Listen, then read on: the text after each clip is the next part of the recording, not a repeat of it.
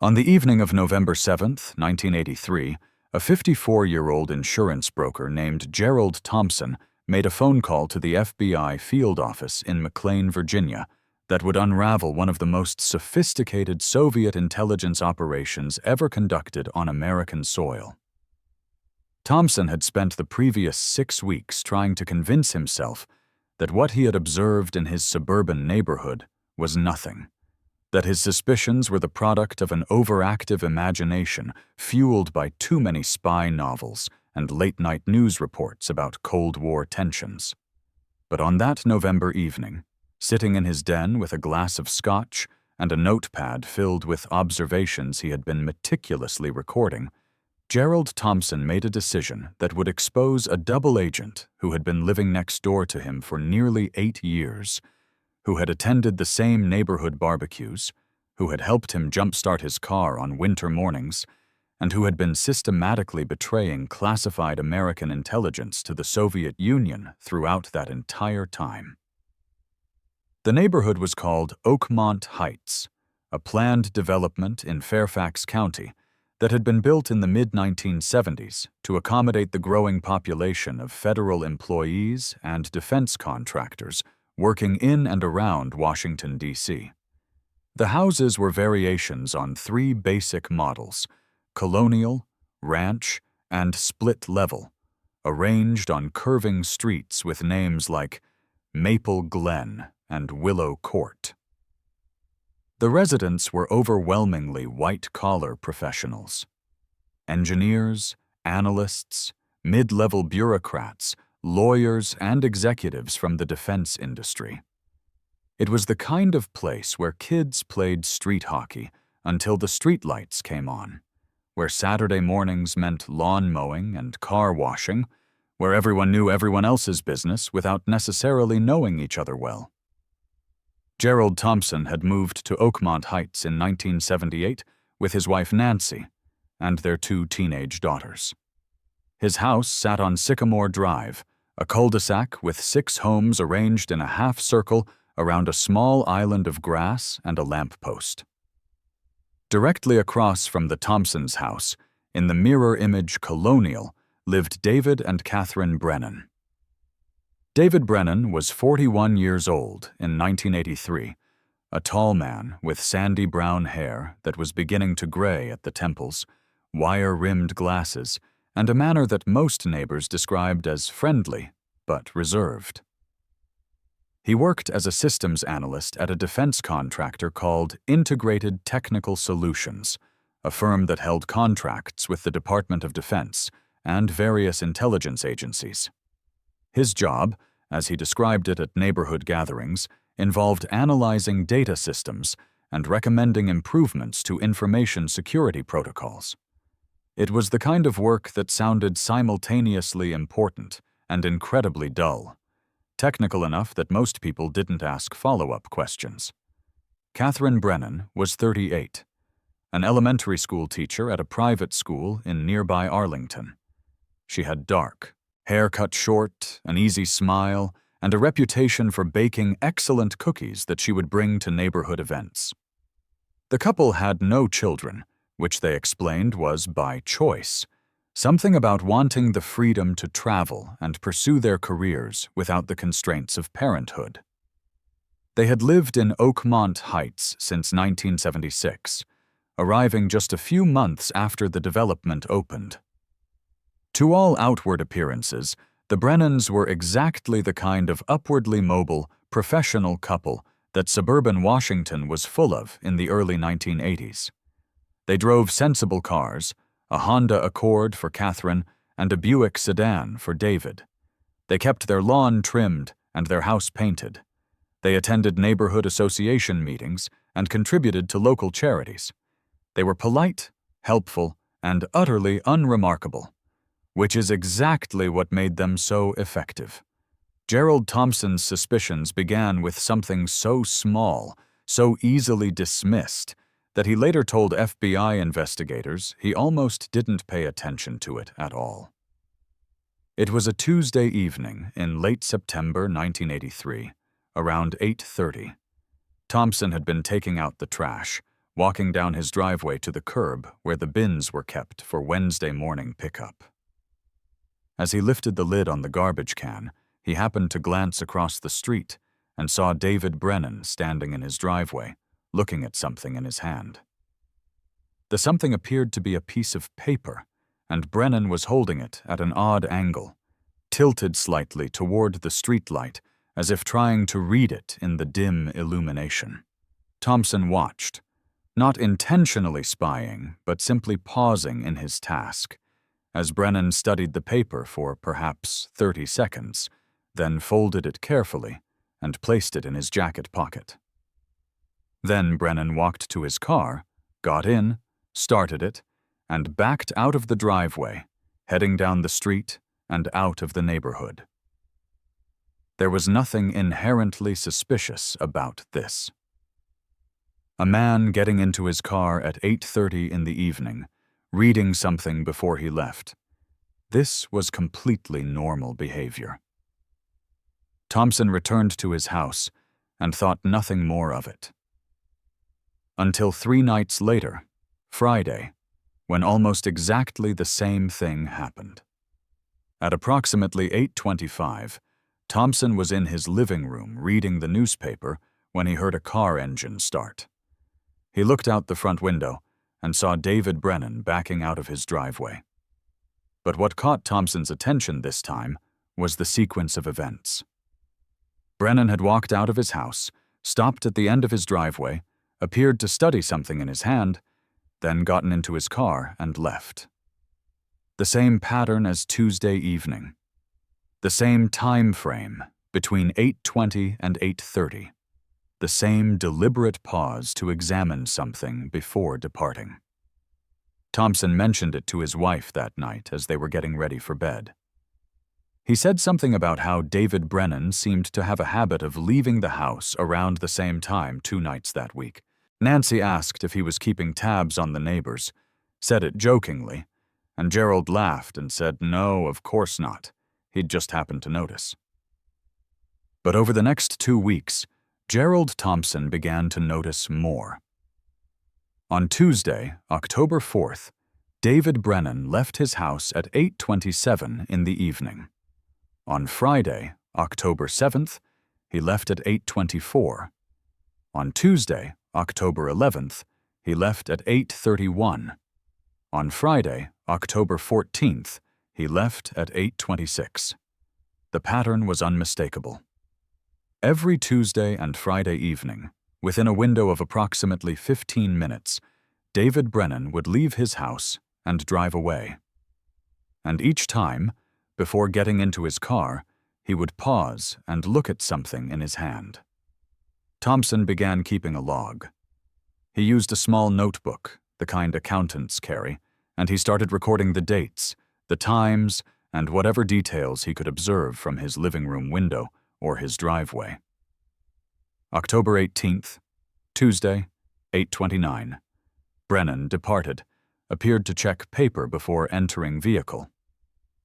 October 21st, Friday, 8:23. Same pattern observed.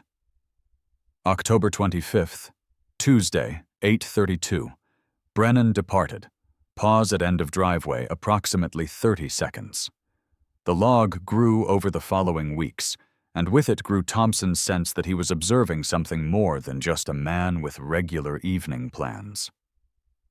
The Cold War context of 1983 cannot be overstated. This was the year that President Reagan had called the Soviet Union an evil empire.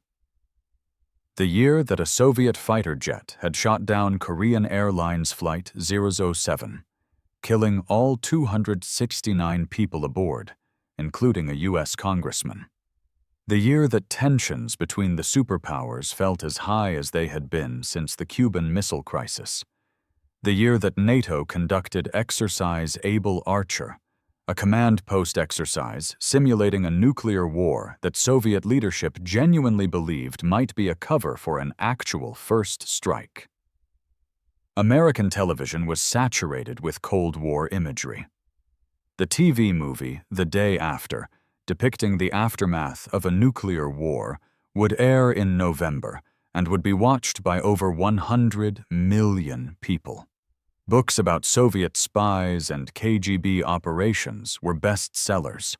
The idea that Soviet intelligence agents might be operating in American suburbs was not paranoid fantasy. It was documented fact. Thompson knew this. He read the newspapers. He watched the evening news. He was aware that the Washington area, with its concentration of government agencies and defense contractors, was a prime target for Soviet intelligence gathering. He knew that the FBI had arrested several Soviet spies over the past decade, that some of them had been ordinary-looking people living ordinary-looking lives. But knowing these things intellectually was different from believing that his neighbor, the man who had helped him fix his lawnmower last summer, might be one of them. On November 1st, Thompson decided to follow David Brennan.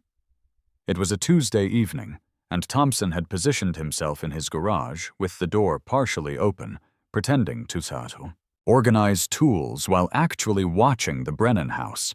At 8:24, David Brennan emerged from his front door, walked down his driveway, paused to examine something in his hand, and got into his car. Thompson immediately got into his own car, a Ford Taurus, and began following at a distance as Brennan drove out of the neighborhood. The tale, if it could be called that, was amateurish. Thompson had no training in surveillance, no understanding of how to maintain proper distance or avoid detection. He simply followed Brennan's car, staying several vehicles back when possible, trying not to make it obvious that he was following anyone.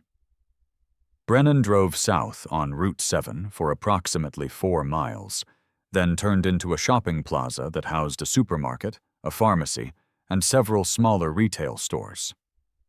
Thompson followed him into the parking lot and watched as Brennan parked near the supermarket entrance. But Brennan didn't go into the supermarket. Instead, he walked to a payphone that stood at the edge of the parking lot near the pharmacy entrance. There were at least 3 payphones in that location, arranged in a row under a small covered shelter. Brennan went to the middle phone, picked up the receiver, and made a call. Thompson, parked about 50 yards away with his engine still running, watched as Brennan spoke on the phone for approximately 3 minutes. He couldn't see Brennan's face clearly from that distance, couldn't tell if he was writing anything down or reading from a paper.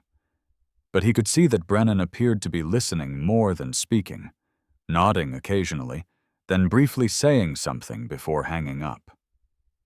After ending the call, Brennan walked directly back to his car and drove away. He didn't go into any of the stores. He didn't make any other stops in the parking lot. He had come to that location specifically to use that payphone, and once the call was complete, he left. Thompson sat in his car for several minutes after Brennan had gone, trying to process what he had just witnessed. A man using a payphone was not, in itself, suspicious.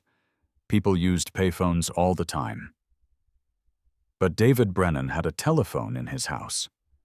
Why would he drive 4 miles to use a payphone in a shopping center parking lot? Why would he do this on a regular schedule, twice a week, at the same time? The answer that kept pushing itself forward in Thompson's mind was one he desperately wanted to dismiss but couldn't. People used payphones when they didn't want a call to appear on their home phone records. People established regular schedules for communication when they needed to coordinate with someone without arousing suspicion. People drove to public locations to make calls when they were trying to avoid surveillance of their home telephone line. Thompson drove home that night and sat in his den for a long time, staring at the notebook where he had been recording his observations. He felt ridiculous. He felt like he was constructing an elaborate conspiracy theory based on almost nothing. But he also felt certain, with a certainty that came from some instinct he didn't fully understand, that what he was observing was not innocent.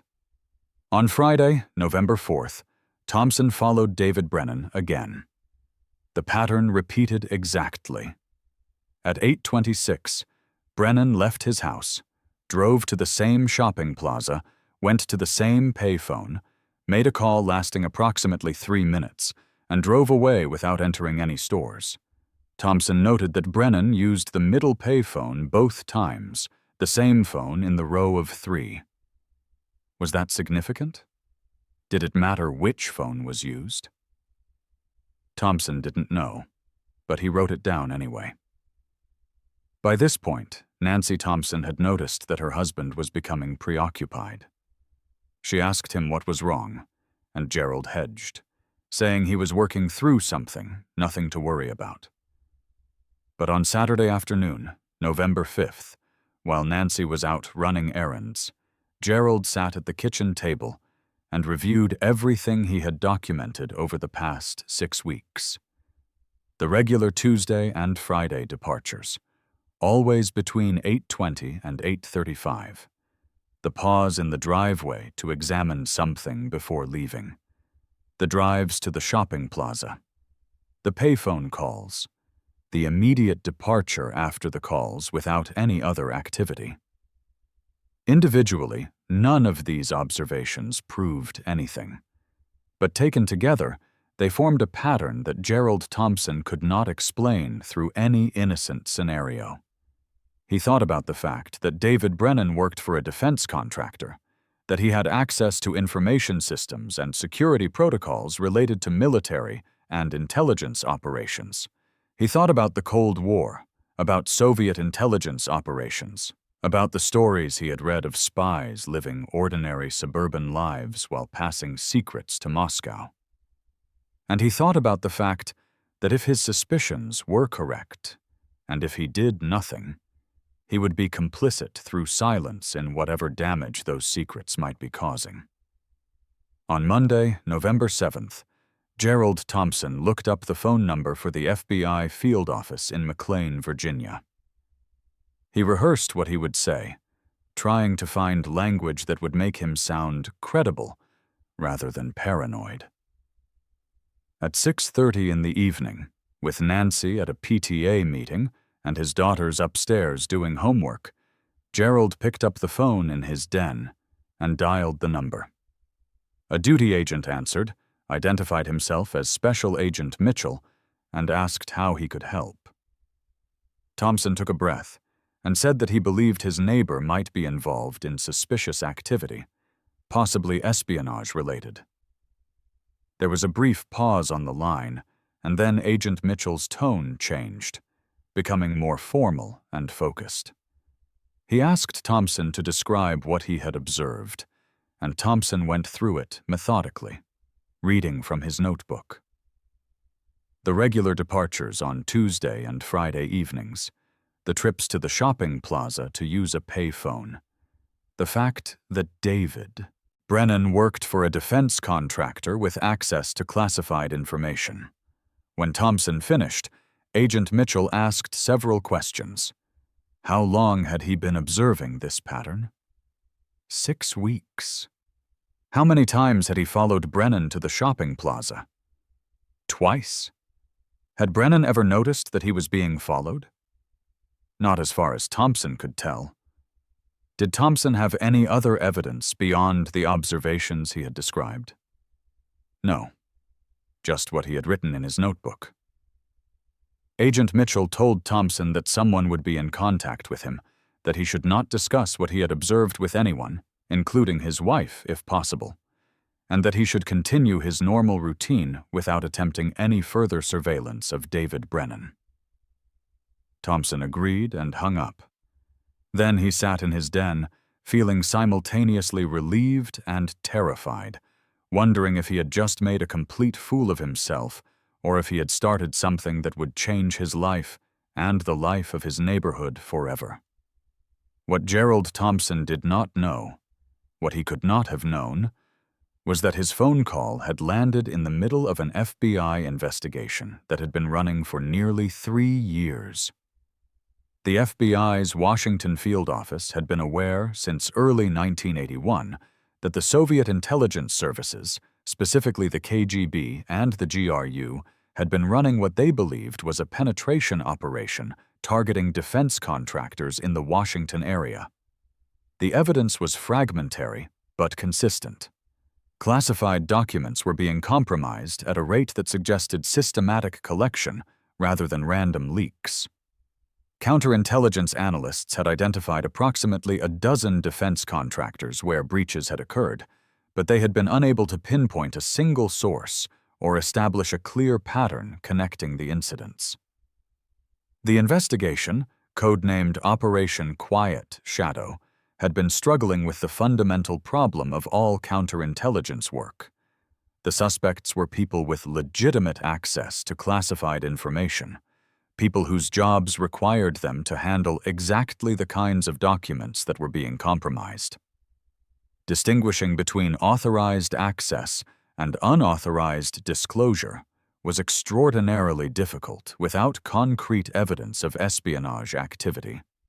The FBI had run financial investigations on dozens of employees at the targeted companies, looking for the telltale signs of espionage, unexplained wealth, sudden purchases beyond one's means, unusual foreign contacts. They had found nothing definitive. The penetration, if there was one, was being run with exceptional discipline. No dead drops had been observed. No meetings with known Soviet intelligence officers had been documented. No communications had been intercepted. Whoever was feeding information to the Soviets was using methods that left virtually no trace. Special Agent Caroline Marsh had been assigned to Operation Quiet Shadow since its inception. She was 39 years old, a 15-year court veteran of the Bureau, who had worked organized crime investigations before transitioning to counterintelligence in the late 1970s. She had been part of the team that broke the case against a Navy warrant officer who had been selling satellite intelligence to the Soviets, and she understood the patience required to build espionage cases. When Agent Mitchell forwarded Gerald Thompson's report to her on the morning of November 8th, Marsh read it with the skepticism that came from having reviewed hundreds of similar tips that led nowhere. Neighbors reporting neighbors for suspicious behavior was a constant feature of counterintelligence work, and the vast majority of these reports turned out to be misunderstandings, personal grudges, or simply the overly active imaginations of people who consumed too much spy fiction. But two details in Thompson's report caught Marsh's attention. First, the regularity of the pattern. Tuesday and Friday evenings, consistently, over 6 weeks. That kind of discipline suggested operational security rather than casual activity. Second, the use of a specific payphone. If Thompson's observations were accurate, David Brennan was returning to the same location, the same phone, on a regular schedule. That suggested a pre-arranged communication protocol, exactly the kind of thing a trained intelligence officer would establish. Marsh ran David Brennan's name through the FBI's databases and found what she was looking for. Brennan worked for Integrated Technical Solutions, one of the companies that had been flagged in the Operation Quiet Shadow investigation. He had been employed there since 1979, and he held a security clearance that gave him access to classified information related to signals intelligence and electronic warfare systems. More significantly, 2 of the document compromises that the FBI had identified had involved materials that Brennan would have had access to. This alone didn't prove anything. Dozens of employees at Integrated Technical Solutions had access to those same materials. But combined with Thompson's observations, it elevated Brennan from one name on a list of hundreds to a priority target. Marsh brought her findings to her supervisor, Section Chief Robert Henley, and laid out the case for initiating active surveillance on David Brennan. Henley approved the request, and within 24 hours, a surveillance team was mobilized. The FBI's approach was methodical. They began with vehicle surveillance on Tuesday, November 8th, positioning agents at various points along the route between Oakmont Heights and the shopping plaza, where Thompson had observed Brennan making his payphone calls. At 8:27 that evening, David Brennan left his house, drove directly to the shopping plaza, went to the middle payphone in the row of 3, made a call lasting 4 minutes and 12 seconds, and departed without entering any stores. FBI agents photographed the entire sequence from multiple angles. They noted that before making the call, Brennan had stood under a streetlight in the parking lot and appeared to read from a small piece of paper, exactly as Thompson had described him doing in his driveway. The surveillance team also noted that Brennan was highly alert during the drive, frequently checking his mirrors, varying his speed slightly, and making what appeared to be a series of turns through a residential neighborhood before heading to the shopping plaza. These were counter-surveillance techniques, methods used to detect or shake off anyone who might be following. An innocent person making a routine phone call would not employ such measures. On Friday, November 11th, the surveillance was repeated. Brennan followed the same route, with the same counter-surveillance maneuvers, arrived at the shopping plaza at 8:31, used the middle payphone for 3 minutes and 47 seconds, and departed. The FBI began building a comprehensive case file. They obtained Brennan's employment records from Integrated Technical Solutions, which showed that he had been hired in April 1979 after working for 2 years at a smaller defense contractor in Maryland. They reviewed his security clearance file, which contained the standard background investigation, but nothing that raised red flags. His references had all checked out. His financial disclosure forms showed modest income and no unusual assets. On paper, David Brennan looked exactly like what he claimed to be, a mid-level systems analyst with a stable career and an unremarkable personal life. But the FBI was now looking deeper. They obtained telephone records for the Brennan household and found that outgoing calls were rare and entirely routine. Calls to local businesses, calls to Catherine's school, calls to David's workplace. There were no international calls, no calls to unusual numbers, nothing that suggested any kind of suspicious contact, which made the regular use of a payphone even more significant. If Brennan was making important calls twice a week, and those calls weren't appearing on his home phone records, it meant he was deliberately keeping those communications separate and untraceable. The FBI also initiated physical surveillance of the Brennan residence. Agents in unmarked vehicles were positioned on Sycamore Drive, watching the house at various times throughout the day and evening. They documented when David left for work, when Catherine left for her teaching job, when they returned, when they went out in the evenings, who visited the house, what mail was delivered. The surveillance revealed a life of almost oppressive normality. David Brennan went to work each morning around 7:30, returned home around 5:45, had dinner with his wife, watched television, worked in the yard on weekends, attended neighborhood association meetings. There was nothing in his behavior that suggested espionage activity, except for those Tuesday and Friday evening departures. On November 15th, the FBI made the decision to tap the payphone that Brennan had been using. This required a court order, which was obtained based on the accumulated evidence of Brennan's suspicious pattern of behavior and his access to classified information.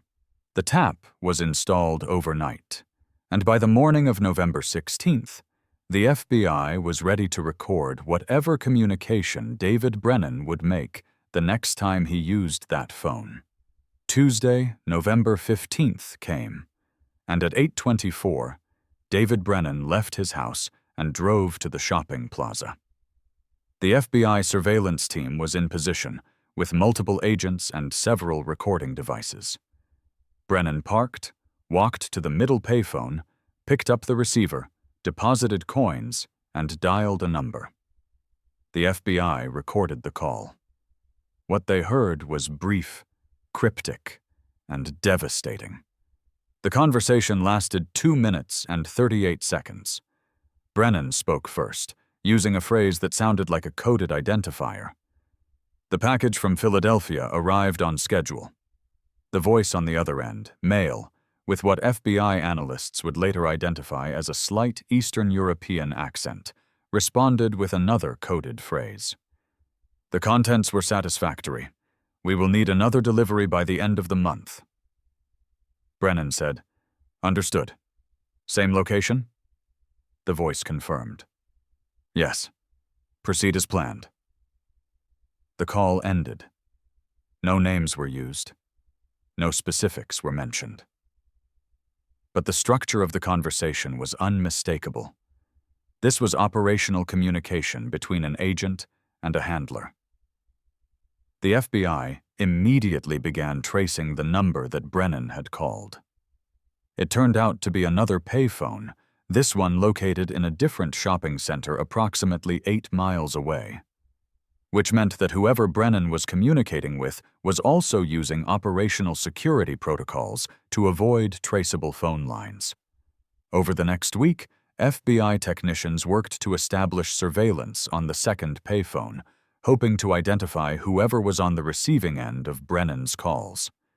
But when Friday, November 18th arrived, and Brennan made his scheduled call, the person on the other end was calling from yet another payphone, a third location.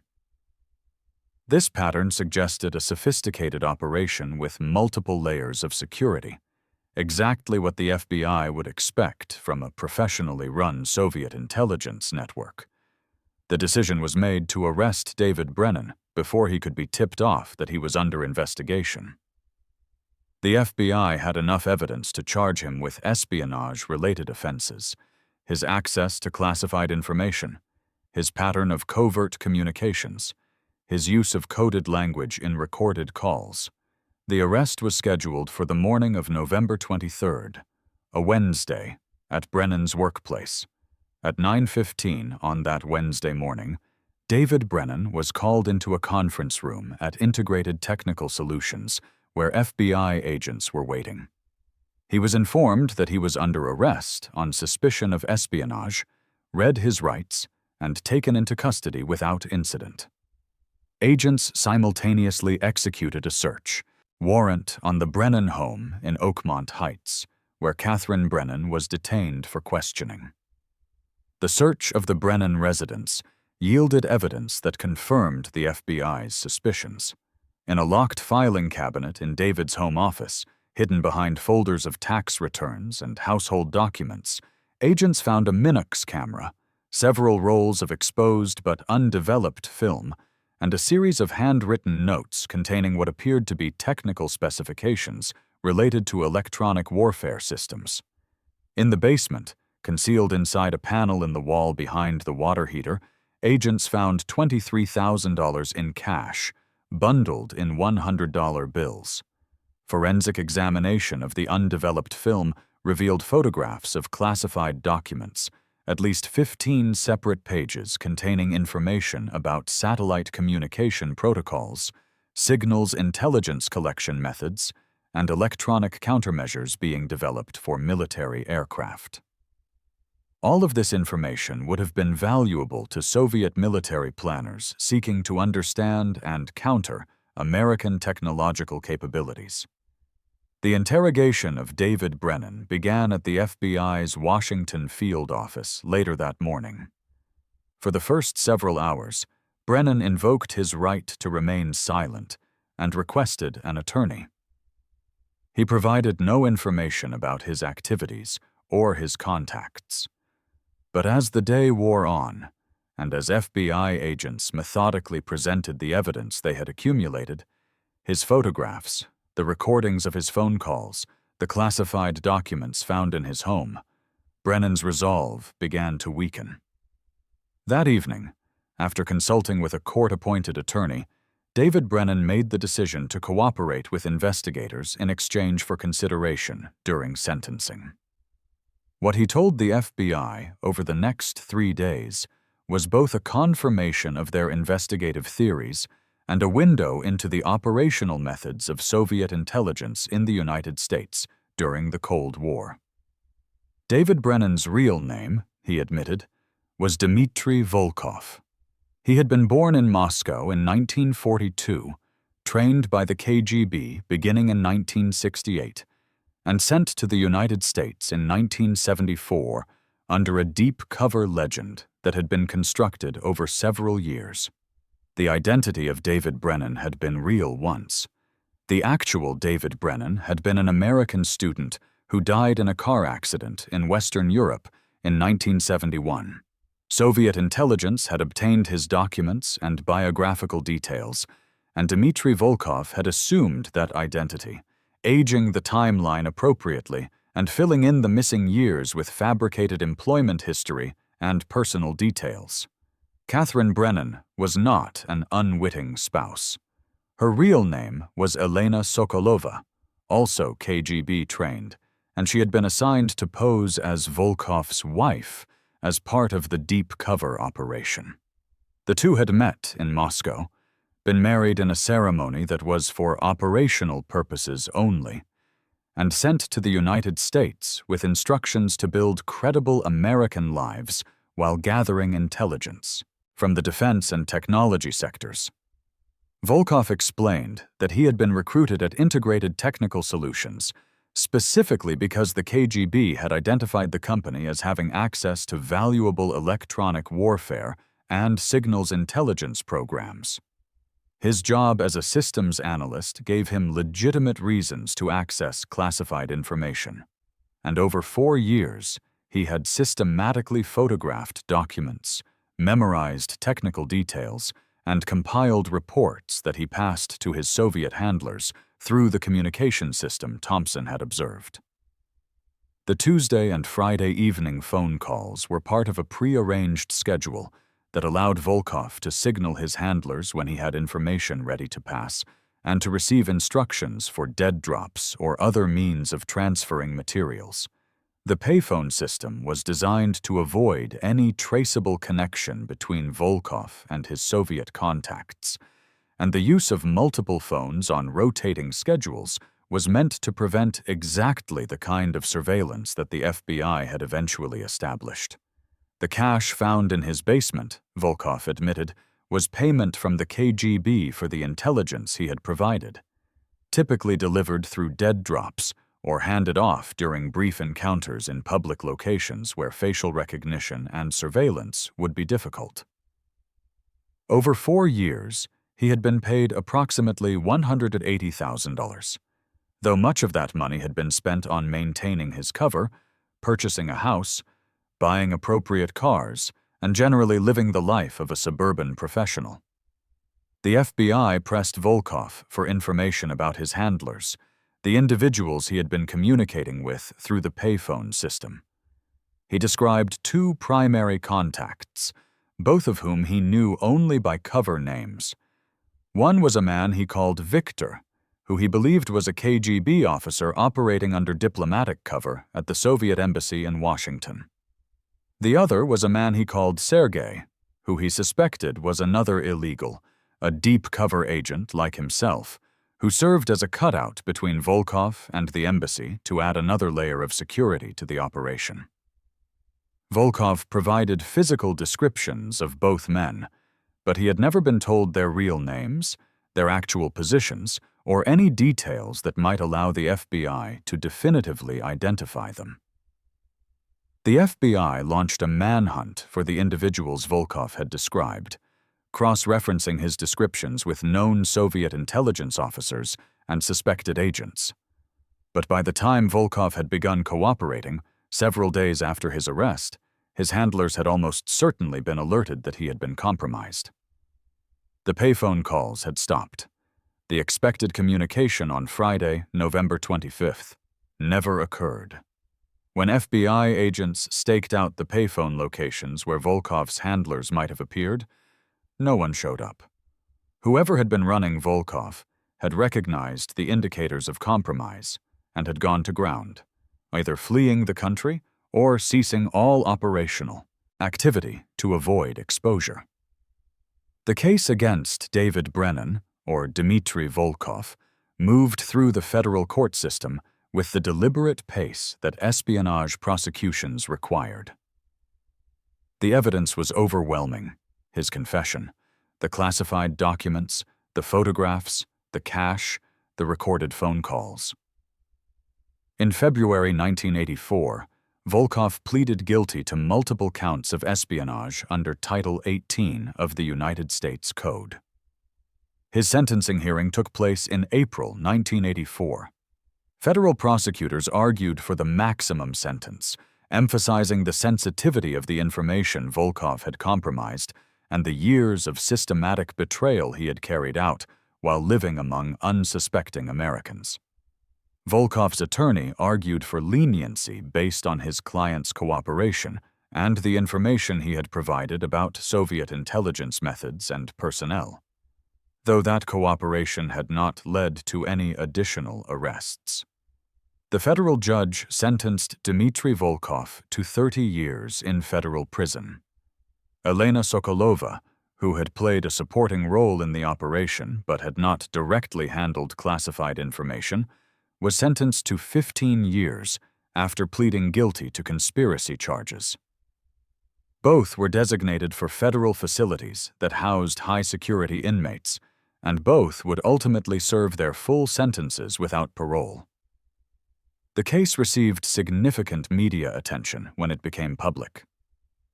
Newspapers ran stories about the Soviet spies who had lived in suburban Virginia, who had attended neighborhood barbecues and PTA meetings while stealing American secrets. The residents of Oakmont Heights were interviewed by reporters, all expressing shock and disbelief that David and Catherine Brennan, who had seemed so normal, so American, could have been Soviet agents. Gerald Thompson was not publicly identified by the FBI. His role in initiating the investigation remained classified for years, a deliberate decision to protect him from any potential retaliation and to avoid discouraging future citizens from reporting suspicious activity. Thompson himself struggled with the aftermath. He had been right. His suspicions had been correct. But knowing that his neighbor of 8 years had been a Soviet spy living next door, someone he had trusted, someone he had considered a friend, was profoundly unsettling. The deception was so complete, so thorough, that it called into question his ability to read people, to trust his own judgment. Nancy Thompson learned the full story only after David Brennan's arrest, when FBI agents came to the house to interview Gerald about his observations. She was supportive, told her husband that he had done the right thing, but both of them recognized that their lives had changed. The neighborhood they had loved, the sense of safety and community they had felt, had been permanently altered by the knowledge of what had been happening across the street. In the years following the case, Gerald Thompson would occasionally be contacted by FBI agents or CIA, analysts who had questions about Volkov's behavior, his habits, his interactions with neighbors, anything that might provide insight into how deep cover Soviet agents operated.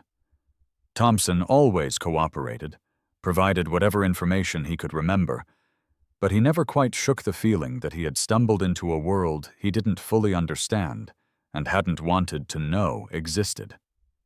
The FBI's analysis of Operation Quiet Shadow, the larger investigation that Volkov's arrest had contributed to, concluded that Soviet intelligence had been running multiple deep cover operatives in the Washington area during the early 1980s, and that Volkov had been part of a network rather than an isolated agent. The other members of that network were never definitively identified, though the compromises of classified information that had triggered the investigation largely ceased after Volkov's arrest, suggesting that the Soviets had pulled back their operations in response to his exposure. What remained was a cautionary tale about the nature of espionage during the Cold War, about how the enemy was not always obvious or foreign-looking, how the most effective spies were often the ones who blended in most completely, who seemed most trustworthy, most American. David Brennan had been exceptional at his craft precisely because he had been so ordinary. He had never drawn attention. He had never aroused suspicion. He had maintained operational discipline for years while living a double life that would have broken most people under the strain of constant deception. It was only because Gerald Thompson had noticed a pattern, had been observant enough and persistent enough to document what he was seeing, and had been willing to make a phone call that might have made him look foolish, that Dmitry Volkov's operation was exposed. The FBI would later use the case as a training example in counterintelligence courses, illustrating how even the most carefully constructed cover could be penetrated through patient observation and attention to behavioral patterns. They emphasized to agents that espionage investigations often began not with sophisticated electronic surveillance or penetration of enemy communications, but with a citizen who noticed something wrong and had the courage to report it. For Gerald Thompson, the knowledge that he had played a role in stopping a Soviet spy provided some satisfaction, but it never fully compensated for the loss of innocence that came with understanding how vulnerable the ordinary world was to infiltration and betrayal. He continued to live in Oakmont Heights for many years, continued to be a good neighbor and a contributing member of the community, but he was never quite able to look at his surroundings the same way again. Every new neighbor who moved in became a question mark. Every regular pattern of behavior became something to notice. Every friendly interaction carried the shadow of doubt about whether the person was really who they claimed to be. The house where the Brennans had lived remained empty for nearly 6 months after their arrest. The property was eventually sold at auction, the proceeds going to cover legal fees and restitution orders, and a young couple with no connection to the intelligence community moved in. They were welcomed by the neighborhood, but there was always an unspoken awareness of the house's history, a sense that something dark had happened there, that the ordinary facade had once concealed something sinister. In the broader context of Cold War counterintelligence, the Volkov case was one of dozens that illustrated the Soviet Union's commitment to penetrating American defense and intelligence establishments through every possible means. The KGB's illegal program, which placed deep cover officers in the United States with fabricated identities and long-term missions, represented one of the most resource-intensive and ambitious intelligence operations ever conducted. Building a single legend like David Brennan required years of preparation, extensive documentation, language training, cultural immersion, and the willingness to sacrifice an officer's entire life to the mission. That the Soviets were willing to make this investment demonstrated how critical they considered the intelligence they could obtain from inside American society. The question of how many other illegals were operating in the United States during this period remains partially unanswered. The FBI estimated that at the height of the Cold War, there were perhaps several dozen deep-cover Soviet agents living in various American cities, most of them in areas with concentrations of government, military, or technology sector employment. Some were caught, exposed through defectors or investigative breakthroughs. Others may have completed their missions and returned to the Soviet Union undetected. And some may have simply blended so completely into American life that they were never identified at all. The tools available to counterintelligence agencies in the 1980s were primitive by modern standards. No internet metadata to analyze, no digital communications to intercept, no social media profiles to scrutinize for inconsistencies. The work of identifying illegals relied heavily on traditional investigative methods, financial analysis, physical surveillance, human intelligence, and the kind of patient, methodical observation that Gerald Thompson had demonstrated. It was labor-intensive, time-consuming, and often frustrating work that produced more dead ends than breakthroughs. But when it did work, when the right detail was noticed by the right person at the right time, it could unravel operations that had been years in the making and save information that might have given America's adversaries critical advantages in the technological and military competition that defined the Cold War. Dmitry Volkov remained in federal custody until November 2013, when he was released at the age of 71 after serving 29 years of his 30-year sentence. By then, the Soviet Union had been gone for over 2 decades, the Cold War had ended, and the world he had been trained to operate in no longer existed. According to immigration records, he was deported to Russia shortly after his release, returning to a country that was radically different from the one he had left almost 40 years earlier. What became of him after his return is unknown. There are no public records of his life in Russia, no interviews, no memoirs. He disappeared into whatever anonymity he could find as an old man whose life's work had been rendered obsolete by history. Elena Sokolova served her full 15-year sentence and was deported to Russia in 1999. Like Volkov, her subsequent life is largely unknown, though some intelligence historians have speculated that she may have worked in some capacity for Russian intelligence services after her return, perhaps training new generations of illegals, passing on lessons learned from her time in America. The shopping plaza where Volkov made his payphone calls remained in operation for many years, though the payphones themselves were eventually removed in the late 1990s as cellular phones made them obsolete.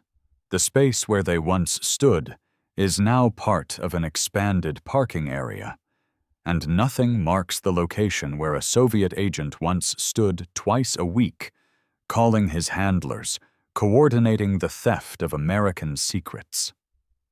The history is invisible, known only to those who studied the case or read about it in declassified documents. Gerald Thompson died in 2008 at the age of 79.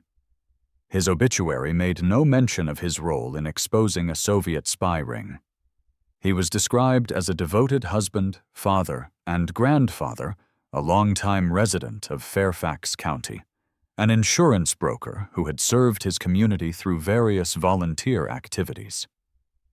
His daughters, interviewed years later by a journalist researching Cold War espionage cases, said their father rarely spoke about the Volkov case, that it seemed to trouble him more than give him pride, that he had never quite reconciled himself to the fact that he had been neighbors with someone so fundamentally deceptive.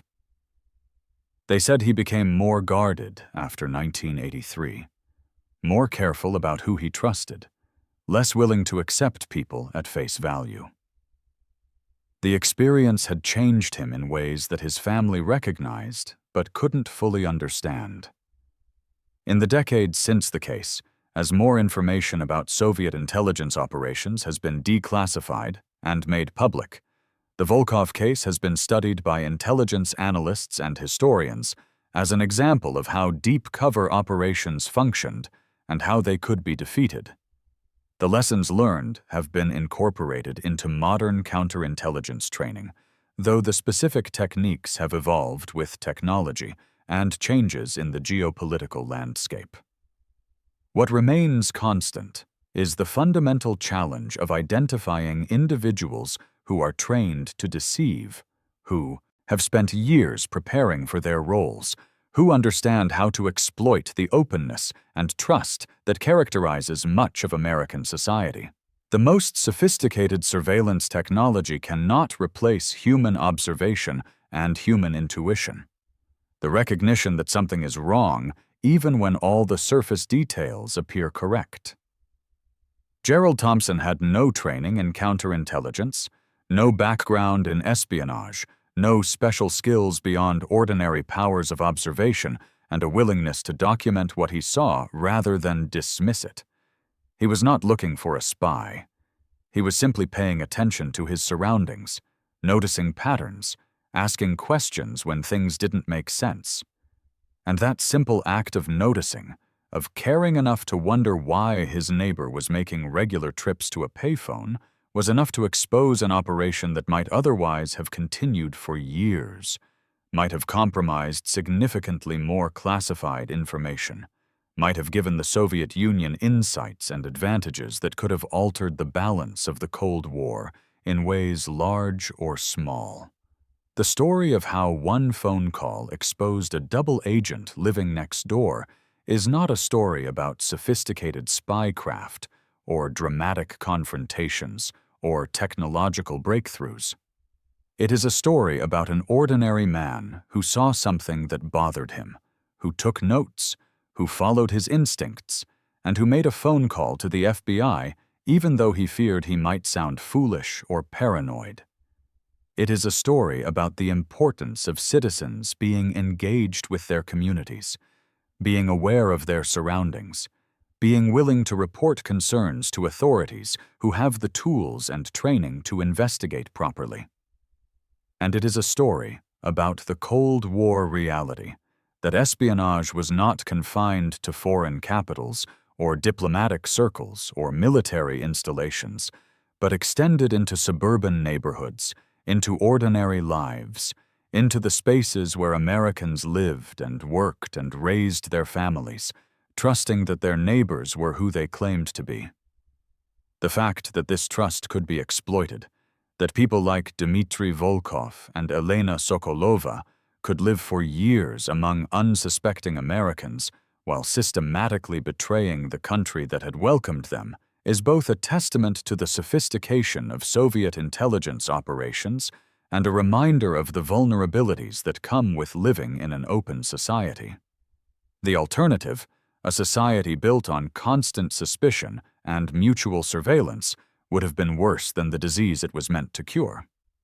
But the Volkov case demonstrated that openness required vigilance, that trust needed to be balanced with awareness, and that ordinary citizens had a role to play in protecting national security by simply paying attention and being willing to speak up when something seemed wrong. In the end, that may be the most important lesson of the case, not the details of how Dmitry Volkov was caught, or what information he had compromised, or how the legal proceedings unfolded, but the simple fact that the entire investigation began because one person noticed a pattern and made a phone call, one ordinary act by an ordinary man that changed the course of an intelligence operation and prevented further damage to American interests. Gerald Thompson never sought recognition for what he had done, never wanted to be celebrated as a hero or held up as an example. He simply did what he believed was right, reported what he had observed, and then tried to return to his normal life, even though that life had been irrevocably changed by the knowledge of what had been unfolding across the street from his house for 8 years. His story, like so many stories from the Cold War, is one of ordinary people caught up in extraordinary circumstances, making difficult choices with incomplete information, trying to do the right thing in a world where the consequences of action or inaction could ripple outward in ways they could never fully anticipate or understand.